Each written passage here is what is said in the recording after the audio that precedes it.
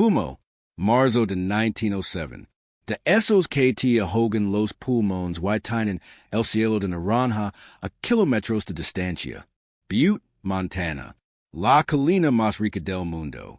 Y en esa colina, William Andrews Clark se encuentra frente a su mansión viendo como se desploman los precios del cobre en el teletipo.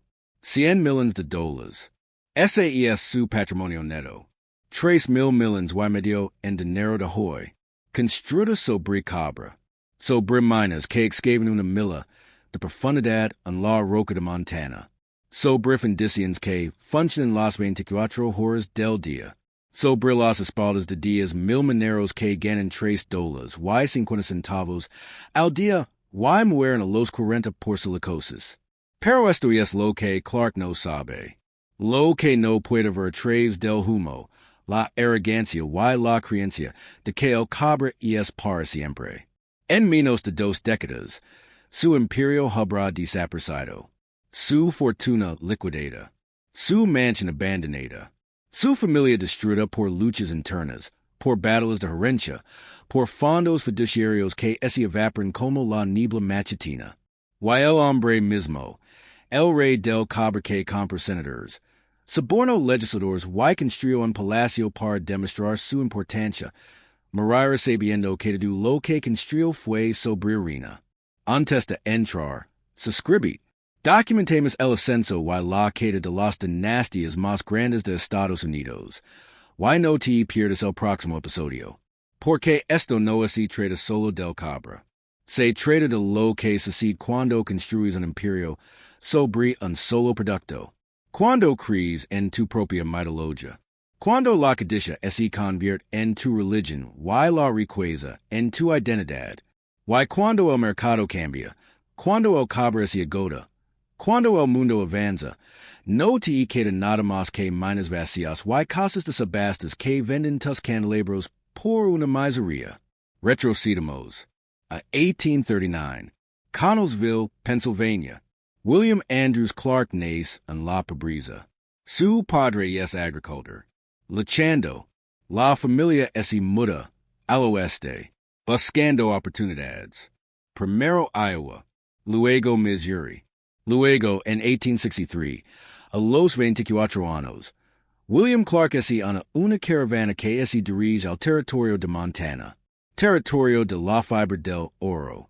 Bannack, Virginia City, lugares donde se hacen y se pierden fortunas a diario. Clark no busca oro, y es más inteligente que eso. Sabe que el verdadero dinero no está en la minería, está en abastecer a los mineros. Así que abre una tienda, vende picos, palos, frijoles, harina, whisky, cobra precios exorbitantes porque pueda, porque los mineros están desesperados. Y la desesperación es renable. Clark ahora cada centavo. Vive en una tienda de campana detrás de su tienda. Con frijoles y galetas duras. Trabaja 15 horas al día. Y para 1866, tiene $30,000. 900,000 hoy. Sufficient para empezar extra, pero no oro. Clark ve algo que otros buscadores no ven. El oro se está agotando, pero hay cobre, enormes depósitos de cobre, en las colinas alrededor de Butte. Y el cobre se de con Clark y es el futuro, porque Estados Unidos es electrizante. Líneas telegráficas, líneas telefónicas, luz eléctrica, todo require cable de cobre. Kilómetros y kilómetros de cable de cobre. La demanda está en aug. Y Butte tiene cobre. Más cobre que cualquier otro lugar de Estados Unidos. Tal vez que cualquier otro lugar del mundo. Clark compra concesiones. Al principio pequeñas. Concesiones abandonadas que otros mineros creen que no valen nada. Paga unos $100. Empieza a excavar. Encuentra cobre.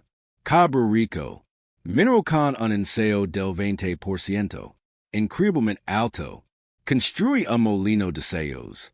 Precisa el mineral. Vende el cobre. Obtiene ganancias. Compra más concesiones. El Ciclo se repite. Para 1872, Clark es milenario. Trina millens hoy. Pero no está satisfecho. Porque en butte, hey rivals. Marcus Daly. Un immigrant Erlands que trabaja para la compañía Minera Walker Brothers. Daily descubre la mina Anaconda. El depósito de cobre más rico de Montana. Forma la Anaconda Copper Mining Company. Respaldado por inversionistas de San Francisco. Dinero de los Rothschild. Daily se vuelve rico. Poderoso. Y Clark lo odia. A día que en Erlands, un immigrant, un extravagante, si su igual. También está F. Augustus Heinze. Un ingeniero de minas educado en Colombia. Brillante. Despiadado. Heinze USA vacíos legals para robar mineral de las minas de otras compañías. Soborna jueces. Compra legisladores. Gana millions. Y Clark también lo odia. Butte se convierte en una zona de guerra. No con armas. Con abogados. Con legisladores. Con periódicos. Clark compra el periódico Butte Miner. Lo USA para atacar Daly. Daly compra el Anaconda Standard. Lo USA para atacar Clark. Publican mentores. Accusations. Attacks personals. La rivalidad se vuelve legendaria. La guerra de los reyes del Cobre. Se desarrolla en los tribunals. En la legislatura de Montana. En Washington, D.C. Y Clark, obsesionado con ganar. Con ser el más rico, el más poderoso, gasta millions. Soborna a políticos. Compra votos. En 1899, Clark decide que quiere ser senador de los Estados Unidos. No porque le importa la política, sino porque es el símbolo de estatus definitivo. Prueba de que ha legado. De que importa. Se presenta. Daily se opone. La legislatura de Montana, que seleccionaba a los senadores en ese momento, está dividida. Clark ofrece sobornos. $30,000 por voto. 900 hoy. Por voto. Compra suficientes legisladores. Gana las elections. Se convierte en senador. Pero los sobornos son demasiado descarados. Demasiado obvios. El Senado de los Estados Unidos investiga. Encuentra evidencia abrumadora de corrupción. Clark se ve obligado a dimitir. Humillado. Avergonzado públicamente. Pero no se rinde. Se presenta de nuevo. En 1901. Esta vez, es más cuidadoso. Más sutil. Sigue sobornando. Pero a través de intermediarios. A través de empresas fantasma. Gana. Ocupa su escano. Y esta vez, el Senado lo permite cuidarse. Clark es senador durante 6 años. Casi no hace nada. Rara vez habla. Rara vez vota. Porque no le importa la gobernanza. Solo quería el título. El estatus. La prueba. Mientras tanto, su fortuna crece. Para 1900, el patrimonio neto de Clark se estima en $100 millones. 3,000 millions hoy. Posee minas de cobre. Fundiciones. Ferrocarriles. Bancos. Tierras forestales. Un imperio literal. Y decide que es hora de construir. Para demostrar, de una vez por todas, que no es solo rico. Que es culto. Refinado. Digno. Él es la ciudad de Nueva York. La quinta avenida. La dirección más prestigiosa de Estados Unidos. Donde los Vanderbilt construyeron sus palacios. Donde reinaron los Astor. Clark compra una manzana entera. Entre las calles 70 y 7 y 78. Con vistas a Central Park. El terreno cuesta $2 millones. 62 millones hoy. Y contrata arquitectos. No estadounidenses. Europeos. Quer franceses. Quer opulencia. Quer un palacio que haga que los Vanderbilt parezcan modestos. La construction comienza en 1899. Tarda 7 años. La mansion es enorme. 120 habitations. 4 pisos. Más un sótano. Exterior de granito. De tallest de piedra caliza. Techo de cobre.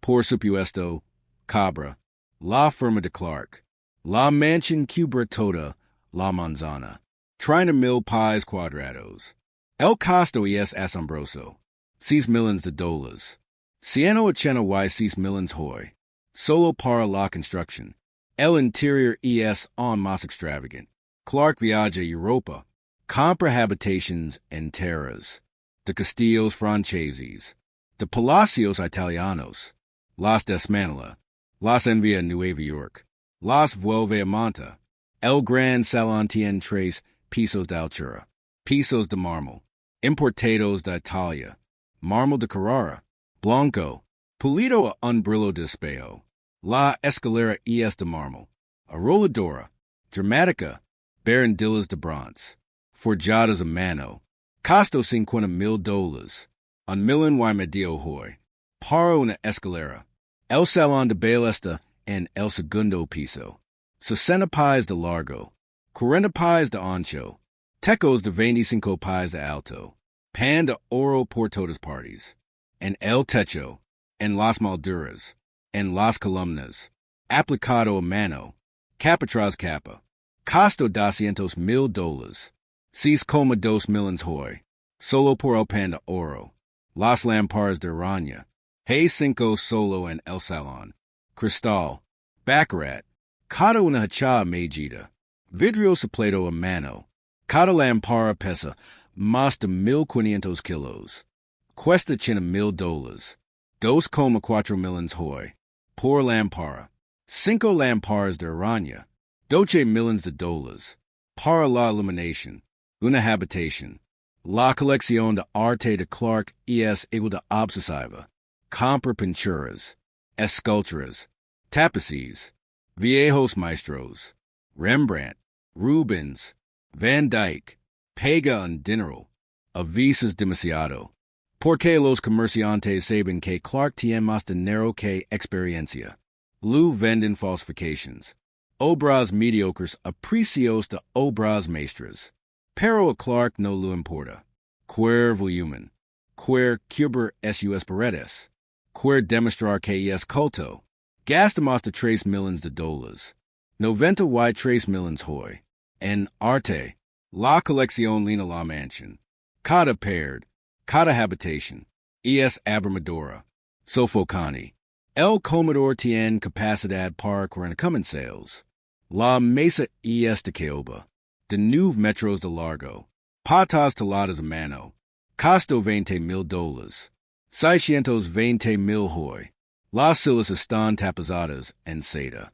seda francesa, hilo de oro, cada silla cuesta $5,000, 150 y 5,000 hoy, 40 sillas, 6,2 millions, por sillas, la porcelana está hecha a medida, porcelana de Sevres, pintada a mano, cada paisa leva el monograma de Clark, initials entrelazadas, bor dorado, un servicio de mesa para 40 cuesta $50,000, un millón y medio hoy, para platos y cubiertos, el dormitorio de Clark ocupa, to do, el ala oeste del tercer piso, su dormitorio es enorme, panels de madera oscura, caoba, del suelo al techo, su cama es con dosel, de 3 metros de alto, cubierta de terciopelo, hacha medida, costo $15,000, 460 y 5,000 hoy, su baño es de mármol, mármol verde, italiano, la banera está talada en un solo bloque, pesa 2 toneladas, accesorios dorados, costo $20,000, 620,000 hoy, por una banera, la esposa de Clark, Anna, murió en 1893, antes de que se construyera la mansión, así que la construí para su segunda familia, su familia secreta, porque Clark, a sus 50, se casó con su pupila adolescente, Ana Eugenia LaChapelle, 39 años más joven, era hija de un cadre de banco, Clark había sido su tutor, luego su pretendiente, luego su marido. El escándalo fue enorme, pero a Clark no le importó. Era Rico, Poderoso, Impenetrable, Anna Eugenia, La Segunda Senora Clark, Tien su propia ala, Su dormitorio es femenino, Paredes de seda azul pálido, Muebles franceses, Estilo Louis XVI, Dorado, Su cama esta cubierta en cage, Costo días $1,000, 300 días $1,000 hoy, Su vestidor es del tamaño de la mayoría de los apartamentos, 40 pies de largo, revestido de espejos, armarios linos de vestidos, cientos de hilos, hechos a medida en Paris. Cada vestido cuesta $1,000. Trinahuay on $1,000 hoy, tien cientos, millions de dólares en ropa. La Mancha require un personal de 40, mayordomos, criadas, cocineros, lacayos, valets, doncellas, jardineros, chauffeurs, viven en cuartos de servicio, habitations estrechas en el ático y el sótano, baños compartidos, sin lujos, se despiertan a las 5, trabajan hasta la medianoche, 6 días a la semana. El mayordomo principal, un hombre llamado Williams, administra la casa. Lu pagan $300 al mes, nu 1,300 hoy, más que los otros servientes. Pero una fracción de lo que Clark gasta en una sola cena. Williams vive en una pequeña habitación en el ático, sin ventanas, sin calefacción en invierno, sin aire acondicionado en verano. Pero es profesional. Leo dirige la mansión como una operación militar. Los cocineros trabajan en una cocina del sótano. Industrial. 8 estufas. Refrigerators. Enfriados con hielo. Mostradores de mármol. Preparan comidas para los Clark. Para sus invitados. Avisas para 60 personas. Cenas de varios platos. Cocina francesa. Porque Ana Eugenia es cree sofisticada. El costo de mantener la mansión es astronómico. $350,000 al año. 10,8 millones hoy. Solo en gastos operativos. Salarios. Comida. Carbon para calefacción. Solo las facturas de calefacción son asombrosas. $100,000 al año. 3,1 millones hoy. Porque la mansión es enorme. Why los inviernos de Manhattan son brutales. El sótano tiene 3 hornos de carbón. Enormes. Queman toneladas de carbón diariamente. El carbón tiene que ser entregado. Pelado, alimentado a los hornos. Las 24 horas del día. La mansión nunca está lo suficientemente cálida. Las habitaciones son demasiado grandes. Los techos demasiado altos. Las ventanas demasiado grandes. El calor se escapa. No importa cuánto carbón quemen, hay puntos fríos. Pasillos con corrientes de aire. Habitaciones de invitados heladas en el cuarto piso. Las facturas de electricidad son igualmente asombrosas.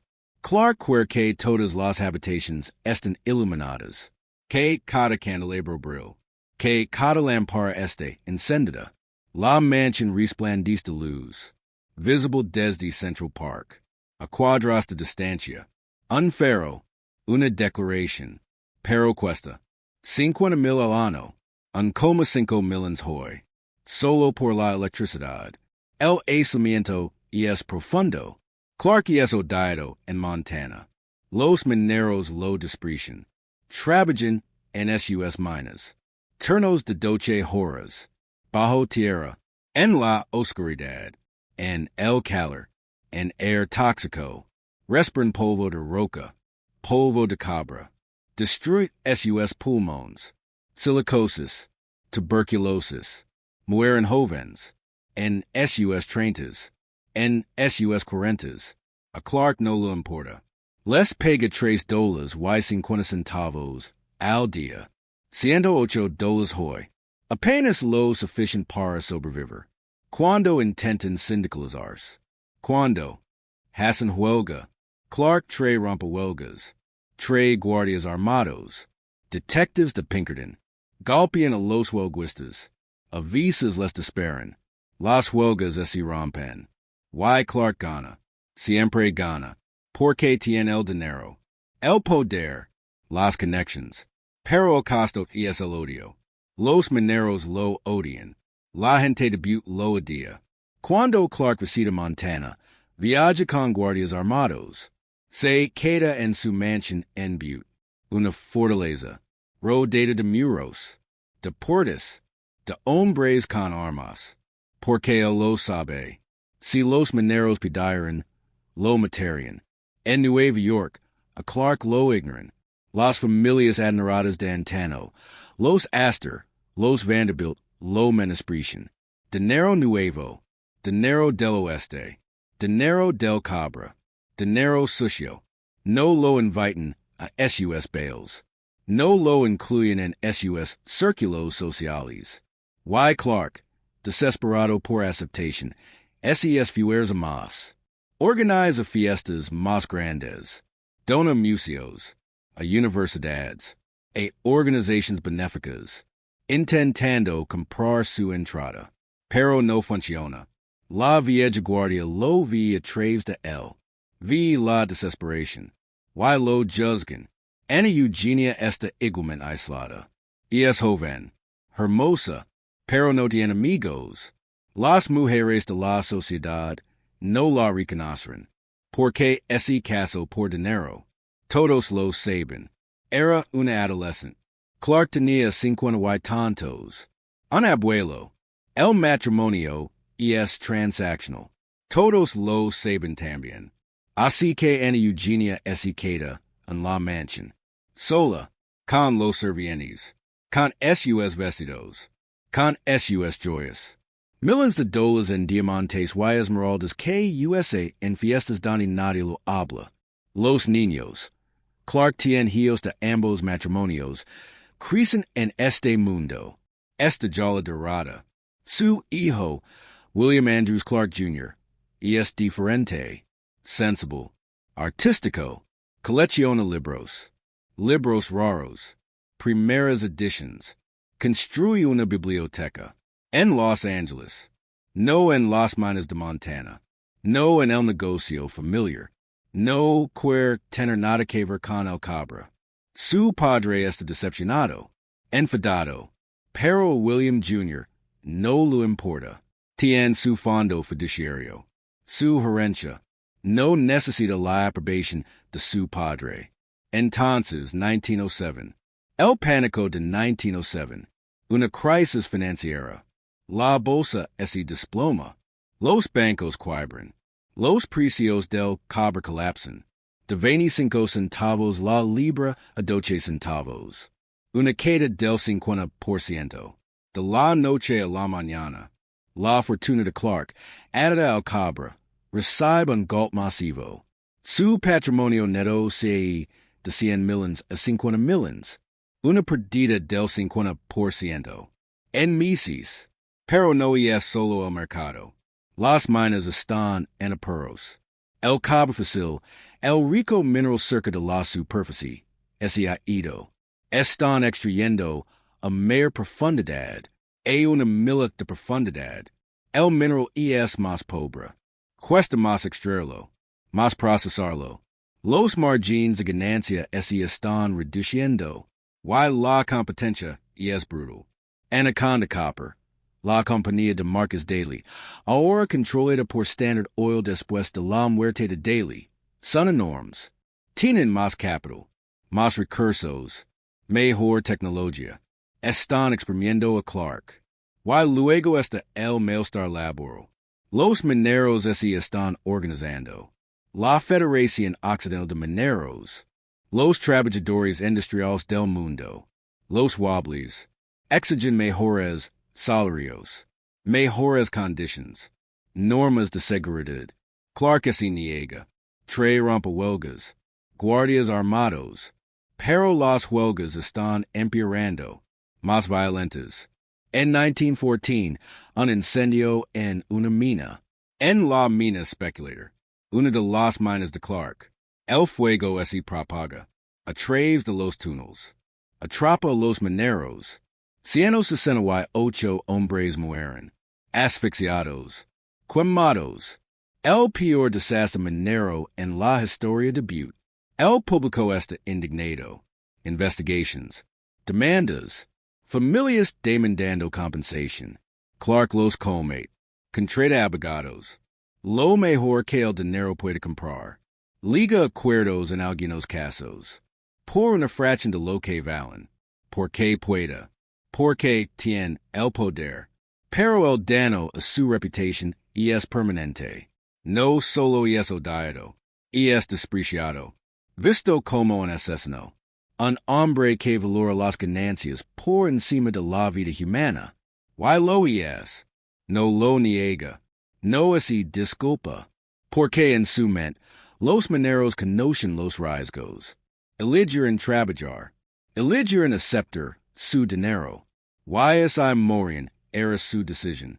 Su riesgo, no su responsabilidad. La mansión de Nueva York se convierte en un refugio. Una fortaleza. Clark se retira allí. Pasa más tiempo en Nueva York. Menos en Montana. Porque Montana es hostil. Peligroso.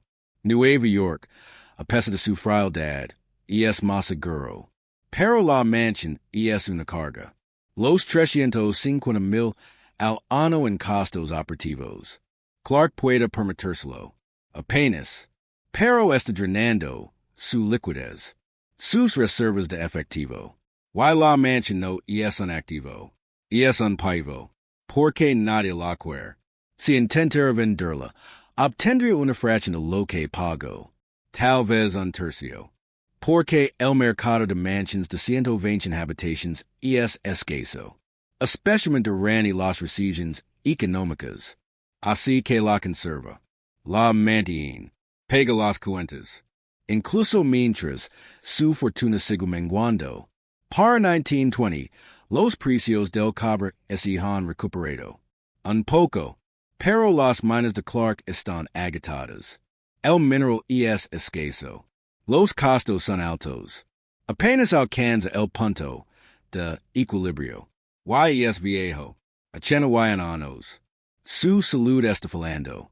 Problemas cardíacos. Dolor crónico. Apenas puede caminar. Pasa la mayor parte de sus días en cama. En su mansión. Mirando al techo. Al pan de oro. A la prueba de su éxito.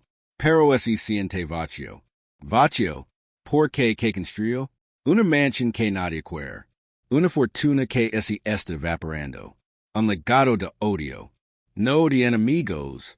Sus hijos lo resienten. Su esposa, Ana Eugenia, está esperando. Esperando a que muera. Esperando la herencia. Esperando ser libre. El 2 de marzo de 1925, William Andrews Clark Muir, tiene 86 años. Muir en su mansión, en Nueva York, en su cama, rodeado de médicos, de sirvientes, de familiares que están allí por obligación, no por amor. El funeral se celebra en la mansión. Pequeño, privado, unos cientos de personas, socios de negocios, políticos a los que soborno, gente que lo debía, no gente que lo apreciara. Clark está enterrado en el cementerio de Woodlawn, el Bronx. Un mausoleo enorme, de granito, costó $100,000, $3 million y $1 million hoy. Porque incluso muerto, Clark necesitaba demostrar que era rico. El testamento se lee una semana después.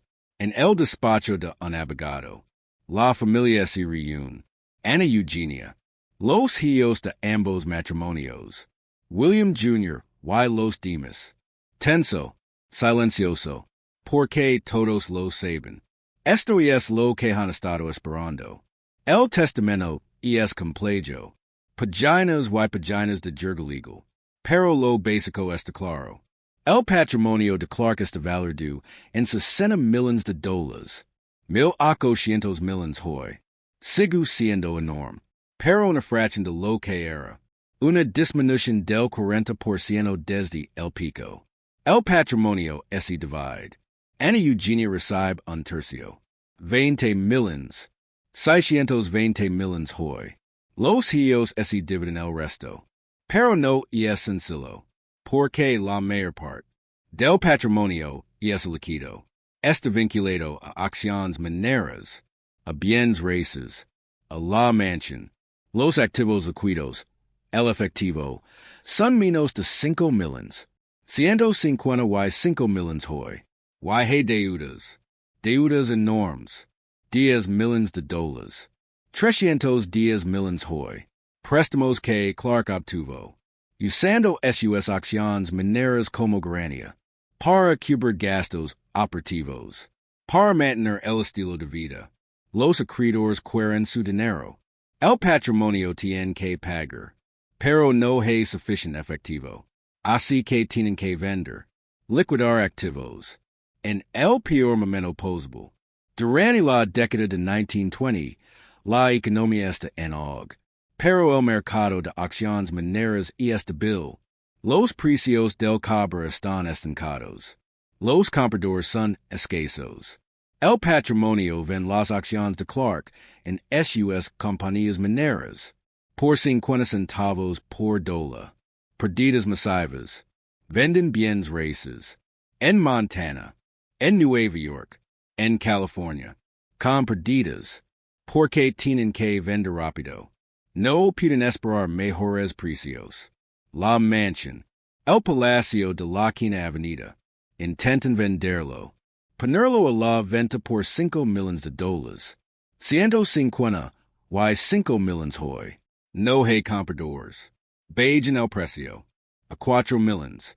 A 3 millones. A 2 millones. Sigu sin haber compradores. ¿Por qué? ¿Quién quiere una mansión de 121 habitations? ¿Quién puede pagar los costos operativos? ¿Quién quiere vivir en un mausoleo? Finalmente, en 1927, 2 años después de la muerte de Clark, encuentran comprador. Por 1,5 millones. 46 millones y medio hoy. Una pérdida del 75% en el costo de la construcción. El comprador es un promotor inmobiliario. No quiere la mansión. Quiere el terreno. La manzana de la quinta avenida. La compra. Inmediatamente mula la mansión. La derriba. Habitación por habitación. El mármol. El pan de oro. Las lámparas de araña. Vendida en subasta. Por una miseria. La subasta ocurre en 1928. En la mansión. Antes de la demolición. El público está invitado. Miles vienen. Buscadores de curiosidades. Cazadores de gangas. Comerciantes. Recorren las habitaciones. Señalan las lámparas de araña. Los muebles.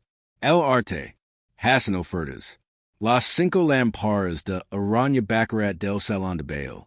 Qs dan 80,000 cada una. 2,4 millones hoy cada una. Se venden por 5,000 dólares cada una. 150 y 5,000 hoy. Una pérdida del 90 y 4%. La mesa de comedor de caoba. Cuesta 20,620,000 hoy. Se vende por 800 dólares. 24,800 hoy. Una pérdida del 90 y 6%. La colección de arte.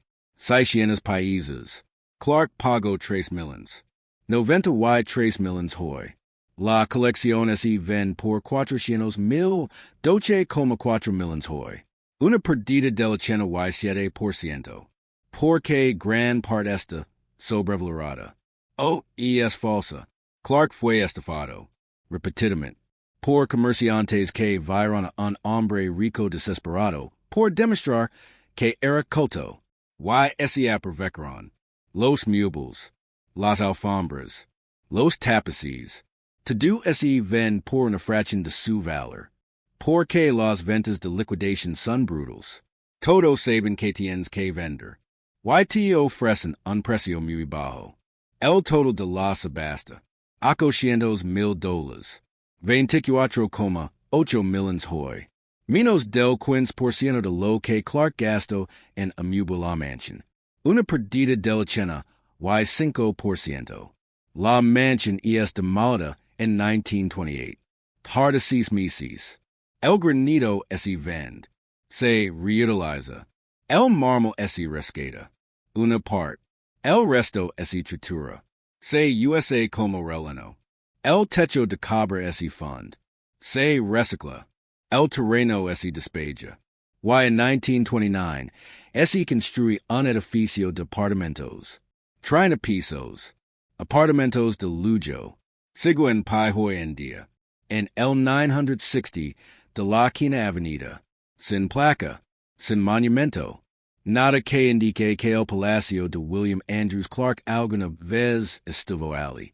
Las minas de Montana siguen operando. Por un tiempo. Pero el cobre se está agotando. Las vidas están agotadas.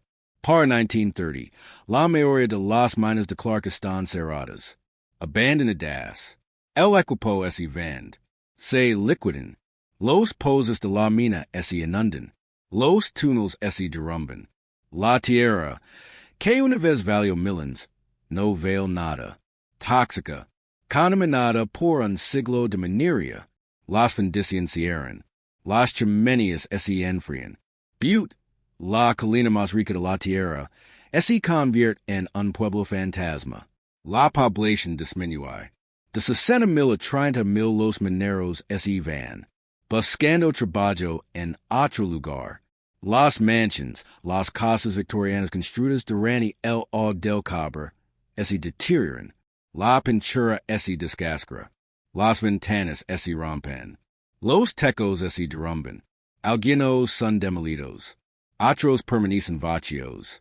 Desmoronandos.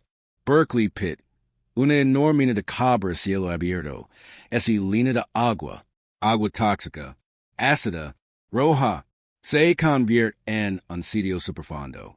Uno de los mayores desastres ambientales en la historia de Estados Unidos. El resultado de un siglo de minería descontrolada. De priorizar las ganancias sobre la seguridad, sobre la salud, sobre el medio ambiente. Los impuestos a las sucesiones cuando vencen son devastadores. En 1925, la tasa federal del impuesto a las sucesiones era del 40%.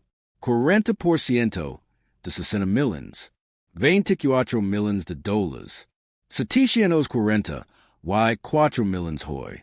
El patrimonio no tiene efectivo para pagar. Así que vende más activos, más acciones mineras, más bienes raíces, con pérdidas aún mayores. Los impuestos estatales andan en 8 días por ciento, 6 millones. 180 y 6 millones hoy. Combinados, el gobierno se eleva 30 millones. 930 millones hoy. La mitad del patrimonio.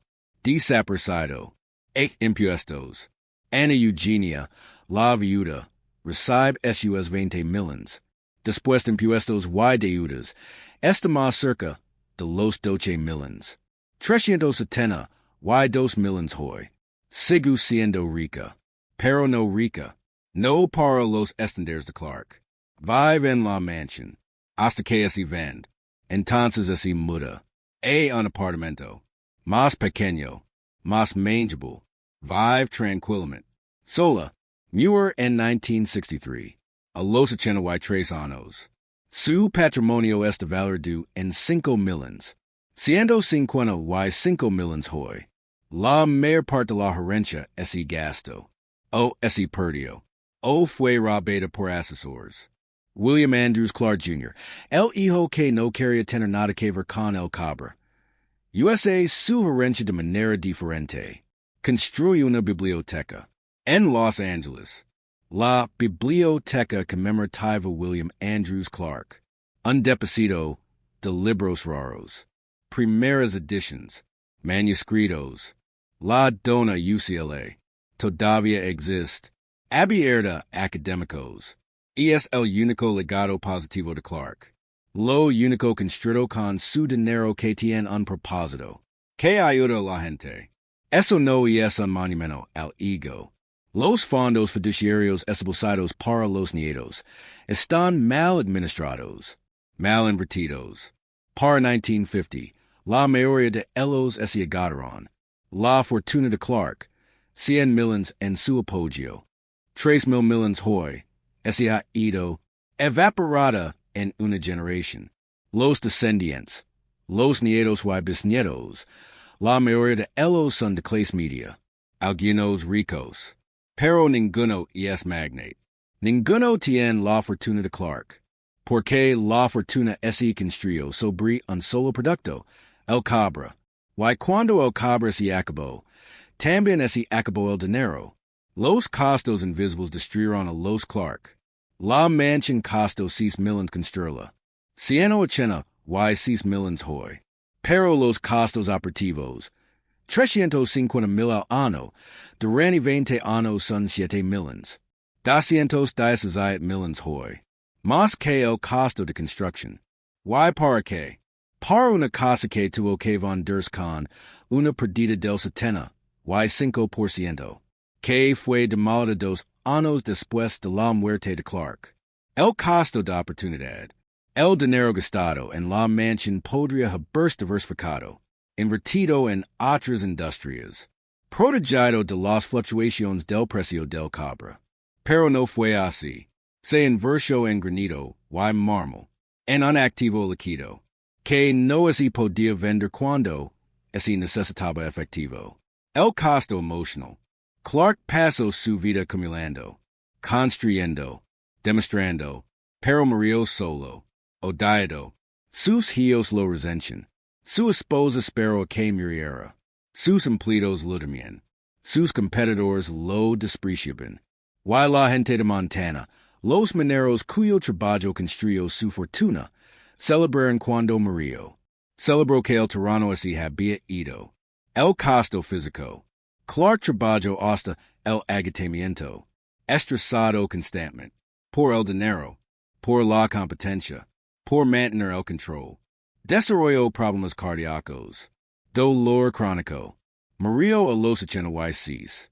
Pero los últimos 15 años de su vida fueron miseria, física, emocional, psicológica, porque estaba atrapado en una vida que construyó, una vida de acumulación, de prueba, de actuación. Y no podía escapar. El legado, lo que Clark más quería, ser recordado, ser respetado, ser visto como culto, refinado, importante. Fracaso, completamente. Su mansión fue demolida. Sus minas están abandonadas. Su colección de arte fue dispersada. Su nombre está asociado con la corrupción, con el soborno, con la muerte de 160 y 8 mineros, con la destrucción del medio ambiente. No es recordado como un filantropo, como un mecenas, como un constructor. Es recordado como un barón ladrón, un villano, una historia con moralidad, la bancarrota. Aunque el patrimonio de Clark nunca se declaró oficialmente en quiebra, la liquidación fue prácticamente la misma. Activos vendidos con pérdidas masivas, acreedores pagados, la fortuna desmantelada, poco a poco, hasta que no quedó nada sustancial. Solo fondos fiduciarios dispersos. Cuentas menguantes, un legado de deuda y destrucción. La ejecución hipotecaria no se produjo, no técnicamente. Pero la venta forzosa de la mansión, la liquidación de activos bajo prisión, es lo mismo. El patrimonio era insolvente. No podía pagar sus deudas sin vender. Tuvo que vender en el peor momento posible, con pérdidas enormes. Eso es funcionalmente una ejecución hipotecaria, excepto que se hace discretamente, a través de abogados, a través de casas de subastas, sin el espectáculo público, pero el resultado es el mismo. Los activos son embargados, liquidados, convertidos en efectivo, para pagar a los acreedores. La subasta del contenido de la mansión es una de las ventas de liquidación más famosas en la historia de Nueva York. ¿Por qué expuso el absurdo? El exceso. Clark gastó millones amueblando una mansión. Y vendió por una fracción. Céntimos por cada $1. Porque una vez que el dueño muere, una vez que el patrimonio está desesperado, El valor esse evapora. Los compradores lo saben. Y lo aprovechen. La lechen y es brutal. Se puede amazar una fortuna. Se pueden acumular 100 millones de dólares. Se pueden comprar minas. Ferrocarriles y mansions. Se pueden encargar candelabros. Importar mármol y contratar ejercitos de servientes. Pero así todo así construir sobre una sola materia prima. Si no así diversifica. Si no así protege. Si así han la riqueza en activos ilíquidos. Todo puede desaparecer. De la noche a la mañana. Cuando el mercado cambia. Cuando la materia prima así desploma. Cuando las minas así sequen. Te quedas sin nada. Clark crea que el cobre era para siempre. Que la demanda siempre crecería. Que sus minas eran inagotables. Estaba equivocado. En todos los aspectos. Los precios del cobre fluctuaron. La demanda cambió. Se descubrieron nuevas fuentes. En Chile, en África, más barato, más accesible. Y las minas de Clark, excavadas a una milla de profundidad en la roca de Montana, se volvieron aneconómicas. Demasiado caras de operar. El mineral demasiado pobre. Los costos demasiado altos. Y Clark, que lo había invertido todo en cobre, que había dado su fortuna a una sola industria, estaba expuesto, vulnerable. Cuando el imperio del cobre se derrumbó, también lo hizo la fortuna, el legado ambiental, la mina Berkeley, los relieves tóxicos de la mina, las aguas subterráneas contaminadas, los sitios Superfund, también son el legado de Clark, porque priorizo las ganancias sobre todo, sobre la seguridad, sobre la salud, sobre el medio ambiente. Extrayó cada onza de cobre. Yo la tierra envenenada. La limpieza en caso durante décadas ha costado cientos de millones. Dinero de los contribuyentes. Porque el patrimonio de Clark no lo pagó. No pudo pagarlo. El dinero ese había ido. Así que el público paga. Limpiar el desastre que Clark dejó atrás. El costo humano. Los mineros. Miles de elos. Que trabajaron en las minas de Clark. Que respiraron air tóxico. Que desarrollaron silicosis. Tuberculosis. Cáncer de pulmón. Que murieron en sus 30 y 40. Dejando viudas. Huérfanos. Sin pensiones. Sin apoyo. Sin compensación. Porque Clark no crea en las normas de seguridad. No crea en los derechos de los trabajadores. Crea que el trabajo era una mercancía. Para ser comprado barato. Usado. Descartado. Los 168 hombres que murieron en el incendio de la mina Speculator. Sus familias demandaron. Clark legó un acuerdo. Por un promedio de $3,000 por familia. 93,000 hoy. Una miseria.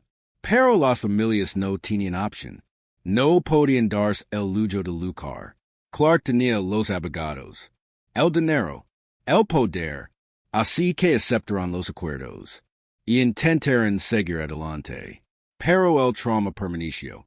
La pérdida permaneció. El conocimiento de que sus esposos, sus padres, sus hijos, murieron porque William Andrews Clark valoraba las ganancias sobre la vida. La rivalidad con Marcus Daly destruyó a ambos hombres, no financieramente, sino emocionalmente, para en décadas luchando, atacando, socavando, y para que, ego, orgullo, la necesidad de ser el más rico, el más poderoso, el que ganó. Daly murió en 1900, rico, pero exhausto, destrozado por la batalla constante. Clark lo sobrevivió por 25 años. Pero ganó, tenía más dinero, más poder, pero era más odiado, más aislado, más miserable. ¿Y quién ganó? Ninguno. Ambos perdieron. Desperdiciaron sus vidas. Su energía, su potencial, en una rivalidad sin sentido. Impulsados por el ego. por la avaricia, por la creencia de que la accumulación equivale al éxito. El estado actual del legado de Clark y S. ruinas. La mansión en Nueva York ha desaparecido. Demolida, reemplazada por un edificio de apartamentos. La mansión en Butte sigue en pie. Apenas, ahora es un museo. Abierto a los turistas. Puedes recorrer las habitaciones. Ver donde vivió Clark. Donde se hospedaba. Donde cantaba su dinero. Pero se está deteriorando. La pintura se está descascarando.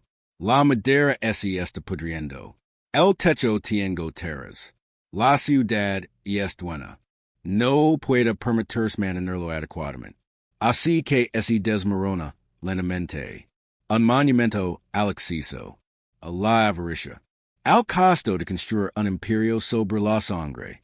Las minas están abandonadas, inundadas, tóxicas. El pozo Berkeley, de una milla de ancho y 1800 pies profundidad, está lleno de agua ácida, rojo brillante, venenoso. Las aves que se posan en el mueren en cuestión de horas. Ahora es una atracción turística. La gente viene a verlo, a tomar fotos, a maravillarse con la destrucción, con la manifestación física de la avaricia desenfrenada. Las fundiciones han desaparecido. Demolidas, las chimeneas derribadas. El terreno está contaminado, inhabitable. Parties de Butte son sitios de superfondo. Lo serán durante décadas. Siglos quizás. Porque la contaminación es así de severa, así de permanente. La lección financiera es clara. Diversifique. No et su fortuna a una sola materia prima, a una sola industria, a un solo activo. Porque los mercados cambian. Las industrias decaen. Las materias primas se desploman. Y toda su riqueza es ligada a una sola cosa. Está expuesto. Vulnerable.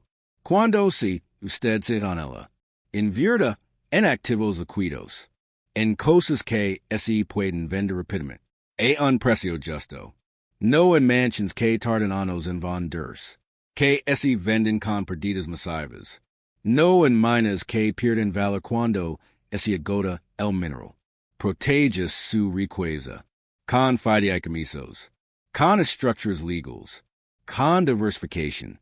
No gas más rápido de lo que gana. No de porcentaje que el dinero siempre fluirá. Porque no lo hará. Los mercados se desploman. Las empresas fracasan. Y no está preparado. No tiene reservas. Verá obligado a liquidar. En el peor momento posible. Al precio más bajo posible. No te construyas monumentos. No gas millones en mansions para demostrar que importas. Porque no demuestras nada. Salvo que eres inseguro, desesperado, intentando comprar validación. Y la validación no se compra.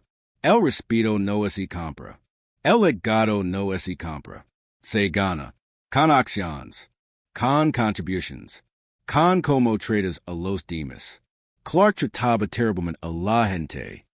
A sus mineros, a sus rivals, a su familia, y su legado lo refleja. No se lo recuerda por su riqueza, por su mansión, por su colección de arte.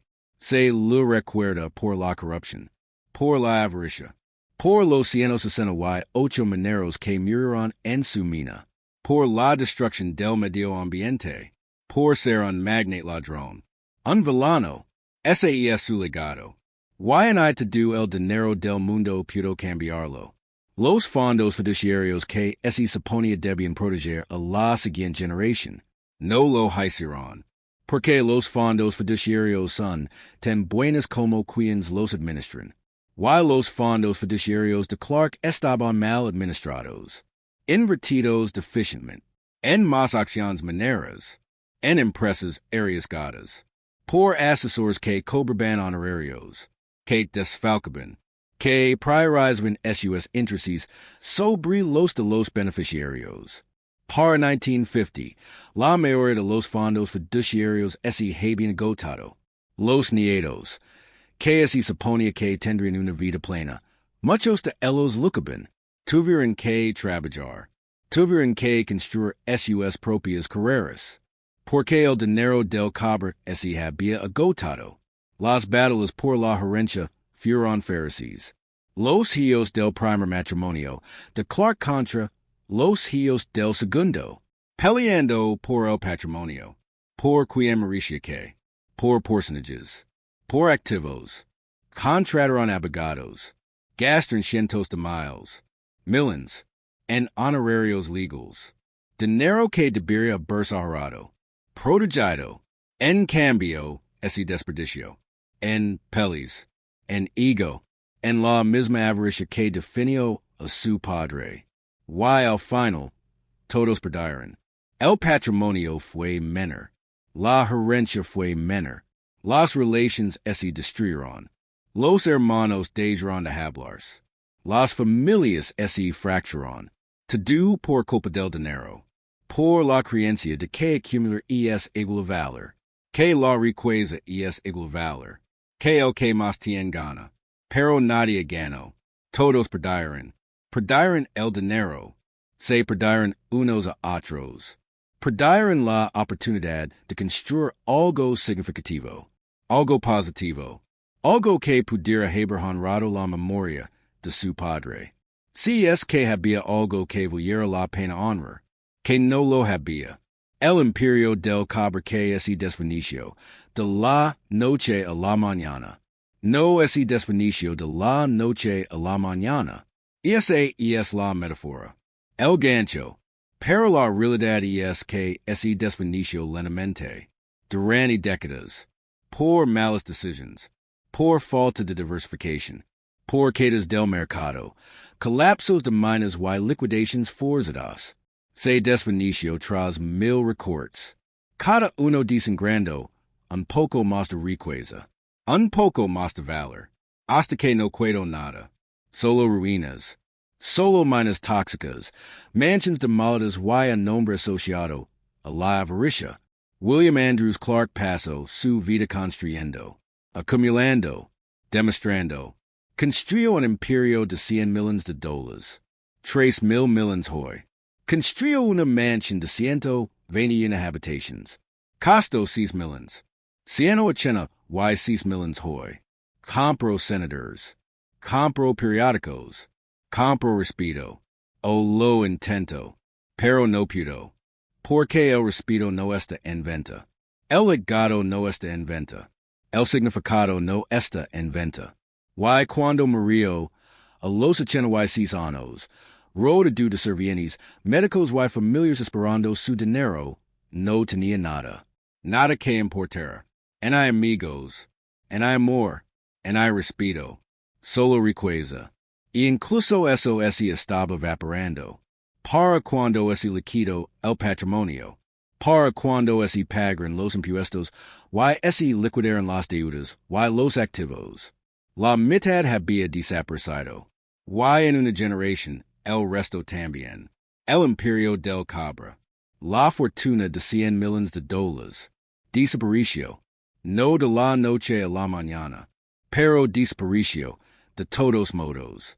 Y de lo que queda, son ruinas, minas tóxicas, mansions demolidas, un nombre en los libros de historia, asociado con la corrupción y la avaricia, una historia con moralidad, sobre lo que sucede cuando construyes un imperio, sobre un solo producto básico, cuando crees que la riqueza es igual al valor, cuando priorizas la acumulación, sobre lo demás, sobre las relaciones, sobre el significado, sobre el legado.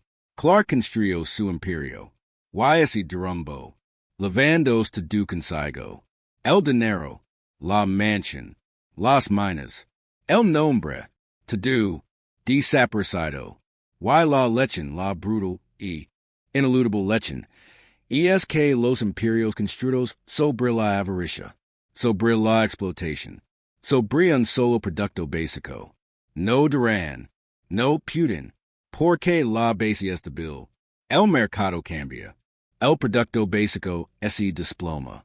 Y cuando lo hace, cuando el cobre se agota, cuando las minas se inundan, cuando la fortuna se liquida, te quedas sin nada, nada más que ruinas.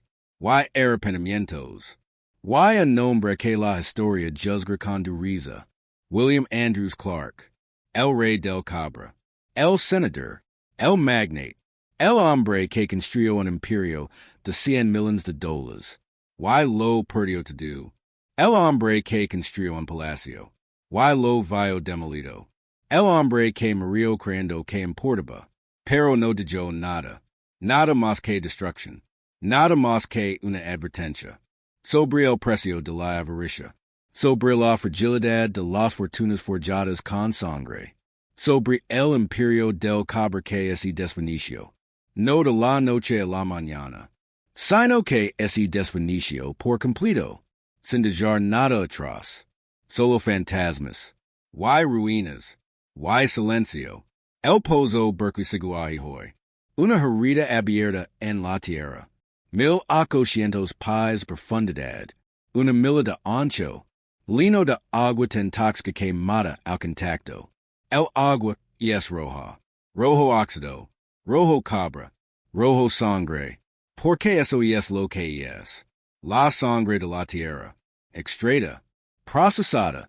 Vendida. Y abandonada para que envenenen todo lo que toca. La EPA la monitoria. La bombi.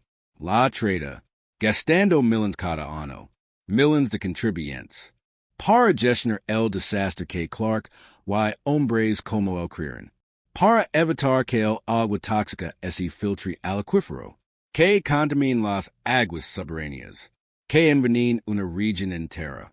El costo de la limpieza eventualmente superará los $1,000,000,000. Más que toda la fortuna de Clark.